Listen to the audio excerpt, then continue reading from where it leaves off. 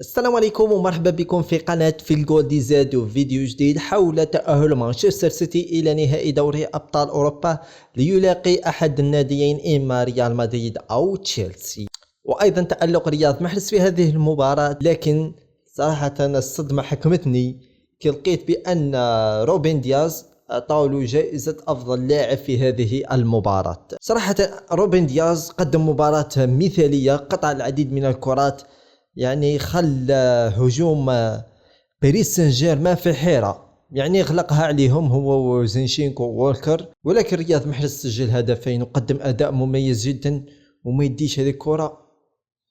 كما قلت لكم الجنسية تلعب دور مهم جدا. ما يهمناش حنايا، يهمنا واش راه يقدم رياض محرز واش راهم يقولوا عليه. لهذا راح نشوفوا في هذا الفيديو واش راهم يقولوا على رياض محرز، ايضا تصريحات رياض محرز بخصوص هذه المباراة وتألقه في هذه المباراة. اوكي، نبداو مع اول ردة فعل من مشجع مانشستر سيتي.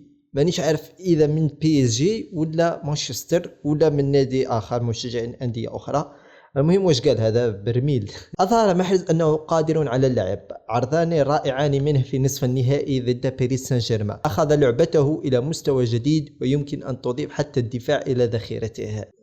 هذه المشجعة واش قالت؟ ما زلت لا أستطيع أن أفهم كيف وودوارد ومجلس الكشافة مورينيو وغلازيرز عديمي الفائدة غاب عن محرز. يعني كيفاش ما اكتشفوش رياض محرز وروبن دياز وبرناردو سيلفا. عدم الكفاءة والطموح من تلك الكثير يقتلني. كنا مرتبطين بثلاثة لكن لم نذهب إليهم بجدية. المهم ننتقل للتعليق التالي. سام محرز هو من يعتقد نيمار أنه هو. الليلة محرز أغلق الأفواه أمام جميع الفوتكس الذين يدعمون المراهنة. واش قال؟ دياز زينشينكو محرز يجب أن تتوقف عن الكذب. زينشينكو هو بوضوح رجل المواجهة المزدوجة، دخوله في الفريق لتحويل تماما بي اس جي نفس الليلة الماضية، إنه يأكل منها لكنه عشرات ليس فجأة. يعني راه يقول بأن زينشينكو أفضل لاعب في هذه المباراة، وكل واحد حر في الراي نتاعو، يعني ما نقدروش نسيفوا الراي نتاعنا عليهم.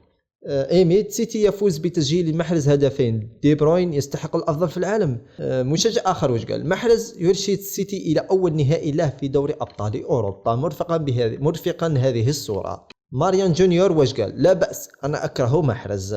يعني هذا مشجع من باريس سان جيرمان، يعني حكمتهم القنطه، يعني ما راحش يرقدوا.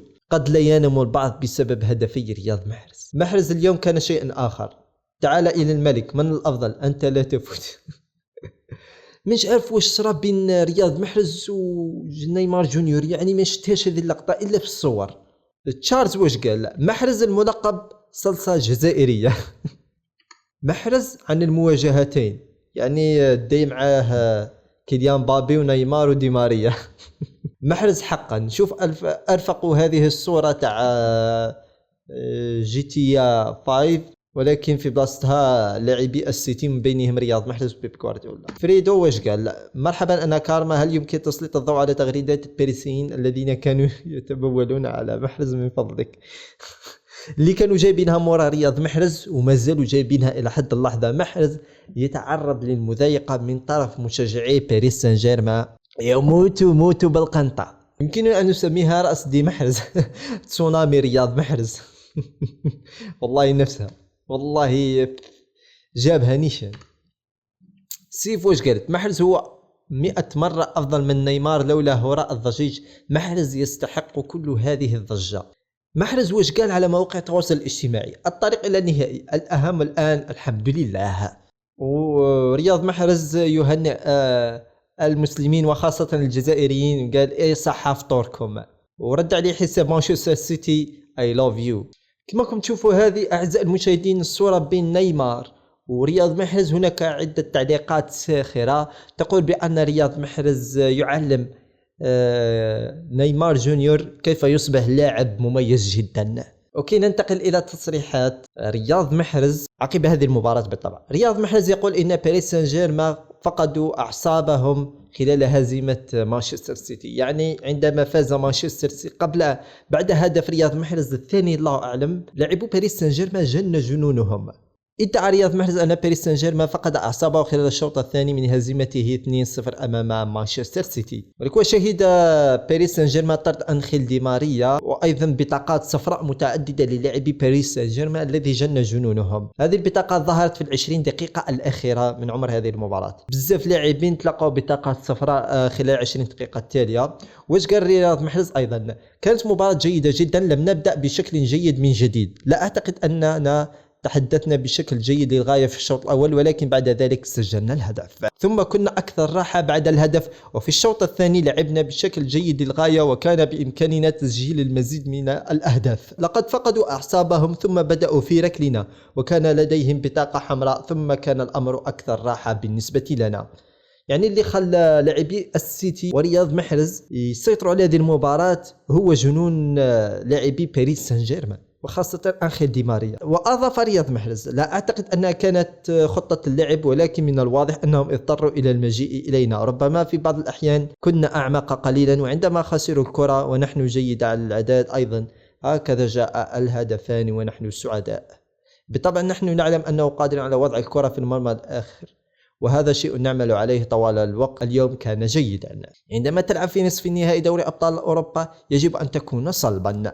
على الجميع أن يساهموا دفاعيا وهذا ما فعلناه. كنا ندافع جيدا للغاية اليوم، لم نتنازل كثيرا، ولهذا السبب نحن في النهائي. إنها أمر جيد. لدينا مباراة أخرى يوم السبت، علينا الفوز لنكون أبطالا، ثم سنركز على دوري أبطال أوروبا. يعني تصريحات نارية لرياض محرز حول لاعبي باريس سان جيرمان، وأيضا يريد التفكير في لعب مباراة السبت المقبل أمام تشيلسي ليكونوا أبطال إن شاء الله.